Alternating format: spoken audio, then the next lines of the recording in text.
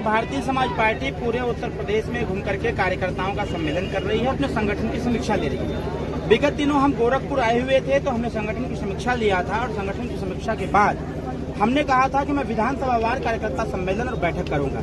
आज उसी कड़ी में मैं चौरा चौरी विधानसभा में आया हुआ हूं और लक्ष्य हमारा ये है कि गोरखपुर के साथ साथ पूरे उत्तर प्रदेश के सभी विधानसभाओं और लोकसभाओं में जाकर के हम अपने कार्यकर्ताओं की समीक्षा लें, उनको जागरूक करें, क्योंकि जो लक्ष्य हमने एनडीए की बैठक में दे रखा है, माननीय प्रधानमंत्री मोदी जी ने भी दे रखा है कि उत्तर प्रदेश में 80 की 80 सीट जीतने के लिए हम लोगों को योजना बनानी चाहिए, कार्य करने चाहिए। उसी 80 सीटों के लक्ष्य को ध्यान में रखते हुए हम लोगों ने मिल करके काम करना चालू किया है और उत्तर प्रदेश में अपने संगठन का विस्तार भी कर रहे हैं और इसके साथ साथ हम कार्यकर्ताओं का सम्मेलन करके इनको जागरूक भी कर रहे हैं और इसके साथ साथ बूथ स्तरीय जो हमारे संगठन के लोग हैं उनको भी जागरूक करने का प्रयास किया जा रहा है। 2024 लोकसभा चुनाव आ रहा है, कितने सीटें लड़ेंगे? सुहेलदेव भारतीय समाज पार्टी गठबंधन एनडीए गठबंधन में है और गठबंधन में 80 सीट पर चुनाव लड़ने का हमने बीड़ा उठाया हुआ है। हमारे यहाँ किसी प्रकार का कोई विवाद नहीं है, न ही किसी प्रकार की कोई बातें हैं। हम 80 सीट पर चुनाव लड़ेंगे। 80 सीट में से जो सुहेलदेव भारतीय समाज पार्टी के पक्ष में सीटें आएंगी उस पर चुनाव लड़ने का कार्य। बिहार में जाति जनगणना किया गया है, यूपी में भी लोग मांग उठा रहे हैं, आप क्या कहेंगे? देखिए, हम सुहेलदेव भारतीय समाज पार्टी 2002 से ही जातिगत जनगणना की बात कर रही है, लेकिन बिहार की जहाँ तक आपने बात किया है, बिहार के बारे में पूछा है, बिहार की जो जातिगत जनगणना हुई है वो घोटाले वाली हुई है। वहाँ अभी तक चारा घोटाला होता था, इक्विपमेंट घोटाला होता था, उपकरण घोटाला होता था, चिकित्सा के नाम पर दवाई घोटाला होता था, लेकिन अब जातियों का भी घोटाला उन्होंने चालू कर दिया। हम लोगों का सबसे बड़ा आरोप यह है कि जो जातियां वहाँ बाहुल्यता के तौर पर है उनकी गिनती नहीं की गई। अगर गिनती की भी गई तो उनकी जनसंख्या को कम बताया गया है, क्योंकि अति पिछड़े समाज की जैसा संख्या बताया जा रहा है कि 36% आबादी अति पिछड़ों की है। तो मैं ये भी वहाँ के सरकार से कहना चाहता हूँ, अगर 36% आबादी हो गई है तो 2025 के विधानसभा के चुनाव में किसी अति पिछड़े व्यक्ति को मुख्यमंत्री के नाम की घोषणा की जाए। रही बात यूपी की, तो यूपी में हम लोग लगातार सामाजिक न्याय की लड़ाई लड़ रहे हैं, सामाजिक समरसता की लड़ाई लड़ रहे हैं और जातिगत जनगणना आवश्यक भी है। इस पे हम लोगों की बात भी हो रही है, लगातार वार्ता हो रही है कि जातिगत जनगणना यहाँ पर सिस्टमेटिक तरीके से हो, ताकि कोई भी ऐसी जातियां हो जो सामाजिक, शैक्षणिक, राजनीतिक और आर्थिक दृष्टिकोण से पिछड़े और पिछाड़े गए लोग हैं, ऐसे लोगों की संख्या की गिनती हो पावे। और गिनती के अनुसार जो माननीय कांसीराम साहब ने कह रखा था, नारा दे रखा था कि जिसकी जितनी संख्या भारी उसकी उतनी भागीदारी, उसके अनुसार लोगों को उनका हक हिस्सा अधिकार दिया गया। काफी समय से आप लोग जातिगत जनगणना की मांग कर रहे हैं, इसके पहले भी आप सरकार में थे, क्या कारण रहा कि आप जाति जनगणना नहीं करा पाए? देखिए, 2017 से लेकर के 2018 तक हम जरूर सरकार में थे और आपको इस चीज का ज्ञान भी होगा, जानकारी भी होगी कि सरकार से हम लोगों ने इस्तीफा दिया था। हमारे पार्टी से लगभग 7 मंत्री थे, 7 मंत्रियों ने एक ही दिन में हम लोगों ने इस्तीफा दिया और इस्तीफा देने के पीछे सबसे बड़ा कारण यही था कि जिसकी जितनी संख्या भारी उसकी उतनी हिस्सेदारी की बात हम करते थे।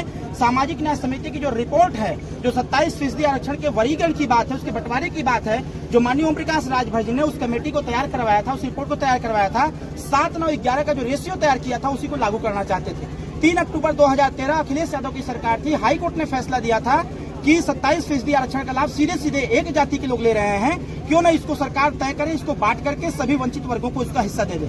हम लोग भी यही मांग सरकार से कर रहे थे, सरकार ने उस बात को स्वीकार नहीं किया और हम लोगों ने मंत्री पद से इस्तीफा दे दिया। इसके साथ साथ जो सबसे बड़ा समस्या ये था कि उस दरमियान सरकार में तमाम तरह के ऐसे भ्रष्टाचार होते थे, अराजक तत्वों द्वारा अन्याय कराए जाते थे और जो समाजवादी पालतू गुंडे थे इनके द्वारा जमीन कब्जा किया गया था। कहीं न कहीं उस समय सरकार जब 17 की बनी थी तो समाजवादी के लोग ही सरकार में समाजवादी के लोग ही थाने पर दरोगा थे, सिपाही थे, तो उनके द्वारा जमीनों को कब्जा किया जा रहा था। इन छोटे छोटे मसले को लेकर जब सरकार के समक्ष हम लोग बात रखते हैं, सरकार सुनने का काम नहीं करती। विवश होकर के हम लोगों ने आपस में एकता बनाया और कहा, और एक ही दिन हम लोगों ने मंत्री पद से इस्तीफा देकर के सरकार को भी बाध्य कर दिया कि 2019 के चुनाव में पूर्वांचल की 7 सीटों पर हमने भारतीय जनता पार्टी का झंडा गड़ने नहीं दिया। 2022 में भी यही किया, पूर्वांचल से अधिक सीटों पर हमने भाजपा को हराया। और जब भारतीय जनता पार्टी को इस बात की जानकारी हो गई कि सुहेलदेव भारतीय समाज पार्टी से हमारा नुकसान बहुत ज्यादा हो रहा है, सुहेलदेव भारतीय समाज पार्टी पूर्वांचल की मजबूत पार्टी है, ये हमारे डबल इंजन की सरकार को रोकने का कार्य किया है, तो कहीं न कहीं जो हमारे काम थे, जो हमारे इश्यू थे, जब सरकार में हम नहीं थे उस दरमियान सरकार ने करने का कार्य किया, उसको मैं बधाई देता हूँ, धन्यवाद देता हूँ। और फिर माननीय प्रधानमंत्री और माननीय योगी जी के नेतृत्व में हम भारतीय जनता पार्टी एनडीए के साथ हैं। तो आप बीजेपी के साथ हैं और आपको क्या लगता है कि जातिगत जनगणना आप कब तक करा लेंगे? देखिए, समय जरूर लगेगा। जैसे सामाजिक न्याय समिति की लड़ाई 2017 से लगातार हम लड़ रहे हैं। राजनाथ सिंह जी के द्वारा भी सामाजिक न्याय समिति की रिपोर्ट को लागू करने की बात कही गई थी 2002 में ही, लेकिन कहीं न कहीं वो ठंडे बस्ते में पड़ा रहा। और 2002 से लेकर के 2018, 19, 20, 21 भी आ गया। 21 में आने के बाद उसी सामाजिक न्याय समिति की रिपोर्ट जो पहले तैयार की गई थी रोहिणी आयोग की, उसको सेंट्रल गवर्नमेंट ने स्वीकृति प्रदान की है।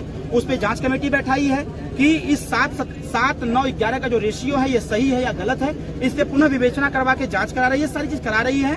मेरा ये मानना है कि जैसे ही सामाजिक न्याय समिति की रिपोर्ट लागू होगी उसके बाद जातिगत जनगणना पर जरूर बात की जाएगी। और जातिगत जनगणना उत्तर प्रदेश में नहीं पूरे देश में कराने की आवश्यकता है, क्योंकि संवैधानिक प्रावधान है कि हर 10 साल में सर्वेक्षण हो, सामाजिक, शैक्षणिक, राजनीतिक और आर्थिक दृष्टिकोण से, और 10 साल बाद सर्वेक्षण के बाद जो पिछड़े गए लोग हैं, अधिकार से वंचित लोग हैं, ऐसे लोगों को मुख्य धारा में एनडीए से कितनी सीटें मांग रही है? देखिए, मांगने के लिए तो हम लोग मूल तौर पर 80 सीट की बात कर रहे हैं।